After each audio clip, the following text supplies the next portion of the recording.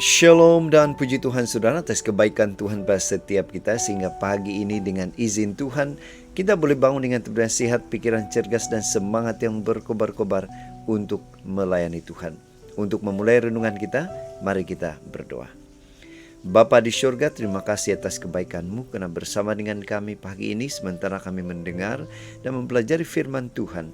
Dalam nama Yesus kami berdoa. Amin. Saudara dan saudari yang dikasihi dalam Kristus, tajuk renungan kita pagi ini ialah kasih itu dewasa dalam berfikir. Apa artinya ini? Firman Tuhan dalam 1 Korintus 13 ayat 11 mengatakan, "Ketika aku kanak-kanak, aku berkata-kata seperti kanak-kanak. Aku merasa seperti kanak-kanak. Aku berfikir seperti kanak-kanak. Sekarang sesudah aku menjadi dewasa, aku meninggalkan sikap kanak-kanak itu." Saudara, bacaan kita hari ini kita boleh baca semuanya dalam 1 Korintus 13 ayat 1 hingga 13. Ini merupakan pernyataan Paulus tentang makna kasih itu sesungguhnya. Sebuah ilustrasi. Pada masa kita kanak-kanak, itu masih kanak-kanak, ibu bapak kita melayani kita dengan baik. Mereka menjaga kita dengan baik. Mulai dari memandikan kita, menggantikan pakaian kita, sampai menyuapkan makanan. Semua mereka lakukan. Namun pada saat umur kita semakin meningkat, mulailah kita diajarkan untuk berdikari sendiri. Kita dilatih makan sendiri, mandi sendiri, atau mengambil barang sendiri. Setelah kita boleh melakukan banyak perkara, kita tidak lagi dilayani tetapi melayani orang lain. Nah saudara, salah satu bukti seseorang tinggal di dalam kasih dan mempraktikkan kasih adalah dia semakin dewasa secara pemikiran. Bukan satu jaminan bahwa bertambahnya umur seseorang pasti dia disertai dengan kedewasaan berpikir. Ada orang pengikut Tuhan atau Kristen yang sudah bertahun-tahun menjadi anggota gereja, tetapi sikapnya mahu ini dan itu dari gereja. Mahu supaya selalu dilayani, tetapi tidak mahu melayani. Suka mencari perhatian jika tidak diperhatikan. Jika seseorang baru menjadi pengikut Kristus, wajarlah dia harus dilayani, diajar ini dan itu, karena masih bayi secara rohani.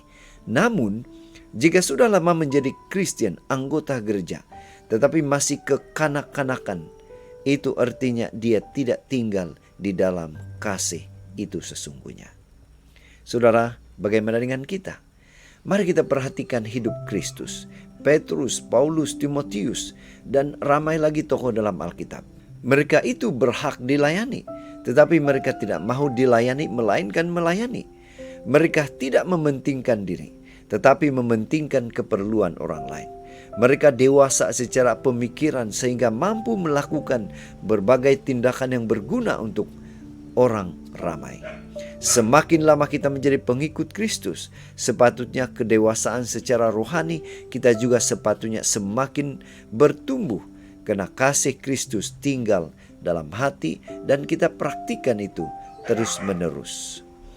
Itu sebabnya pada pagi ini mari kita ingatkan diri kita untuk terus bertumbuh dalam kasih secara nyata dalam tindakan dan pikiran. Kita harus tinggalkan sikap kanak-kanak dalam hal praktikal dan pemikiran. Inilah doa dan harapan kita. Mari kita bersyukur, mari kita berterima kasih kepada Tuhan, karena Dia memberikan kita kekuatan kemampuan, sehingga kita boleh mempraktikkan kasih itu secara dewasa. Mari saudara, kita tetap setia, tetap semangat, tetap positif, tetap sehat bersama dengan Tuhan sampai Maranatha. Tuhan memberkati kita. Mari kita berdoa. Bapa di surga, terima kasih karena sekali lagi kami diingatkan untuk mempraktikkan kasih itu secara praktikal, secara nyata dalam hal berfikir. Dalam nama Yesus kami berdoa. Amin.